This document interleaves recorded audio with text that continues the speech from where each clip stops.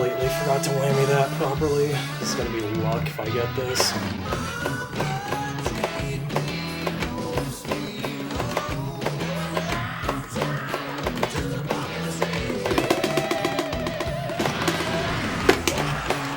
That second whammy was not good.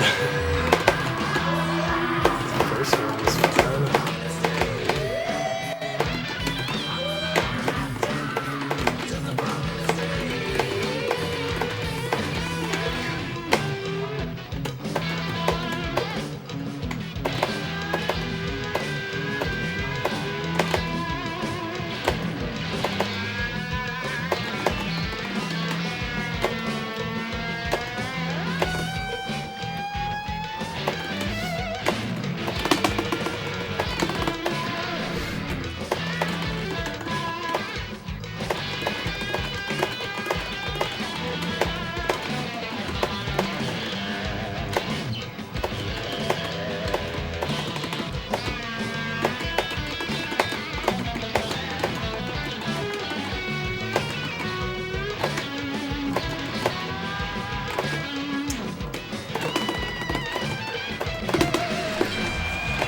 Yeah, ticks seem to fuck off.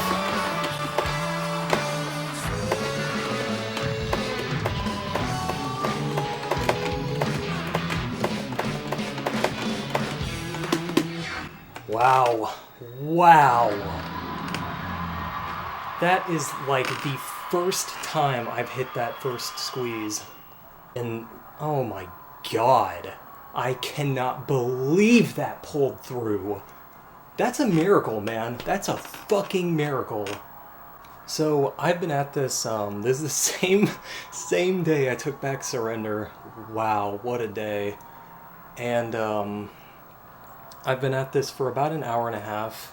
Most of that time was spent me really tinkering with that first act, because the thing I learned about that first act is the execution, no matter what you do, is just insane. It's just an awful activation execution.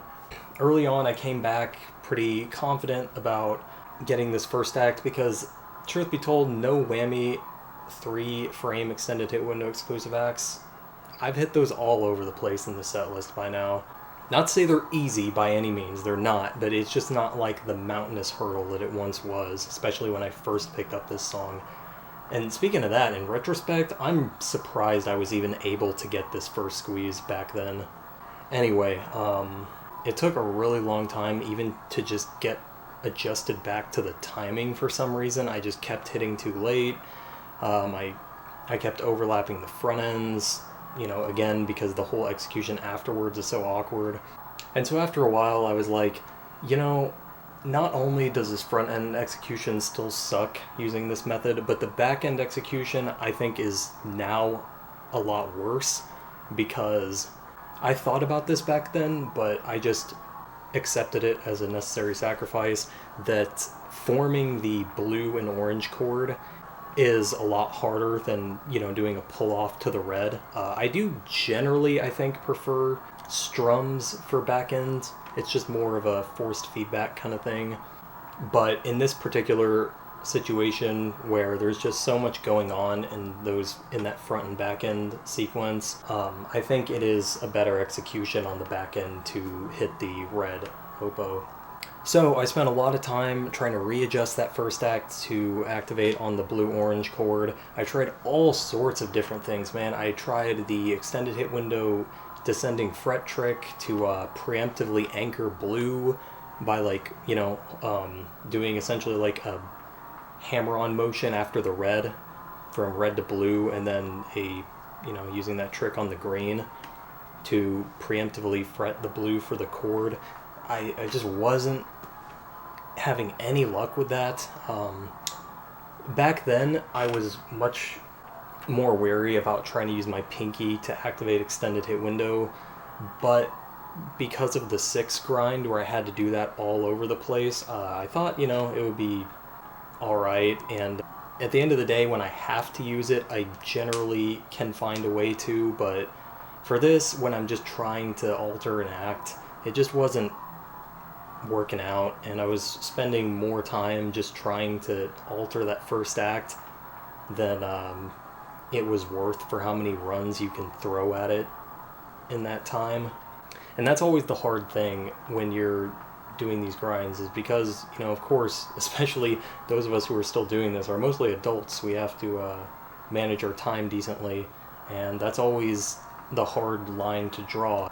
Because sometimes you have to draw that line and say, what I'm doing isn't working, I need to go back to the drawing board to increase my consistency. That also plays a big part in your mentality overall, so that's another reason I really try to push for consistency over everything. But sometimes you do just have to draw that line of, it's just going to take me way more time to try to figure this out or get comfortable with it, and it's not even guaranteed to be any better.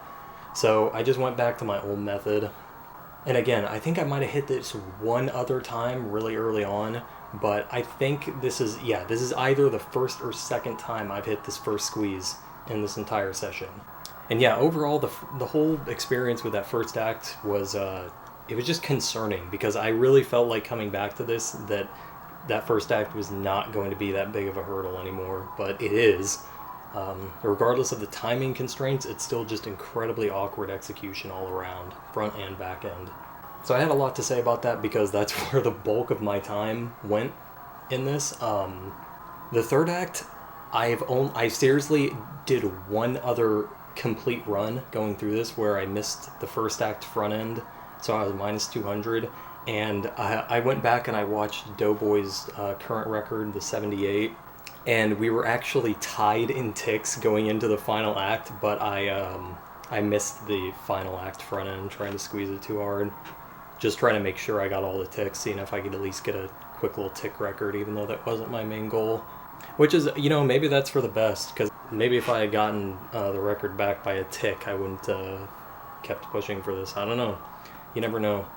But anyway, yeah, back to the point. I did one other full run of this song, and even by full run, I mean literally runs past the first act, just because I wanted to try to remember everything.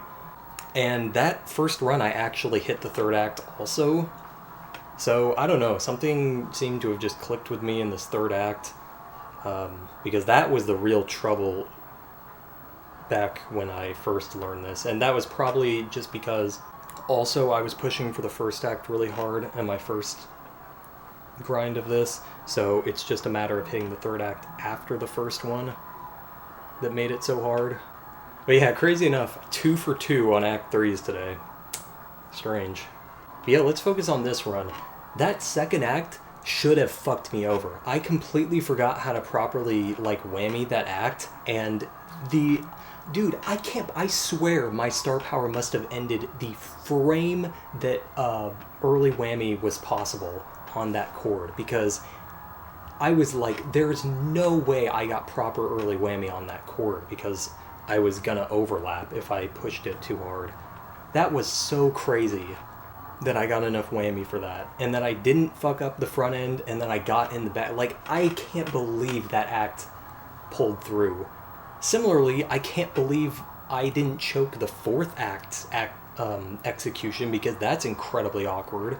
I went over that in the original video, and also touched on it in the Who Was in My Room Last Night, where it's not quite as bad as that song's fifth act, because it's a strum and there's nothing else around it.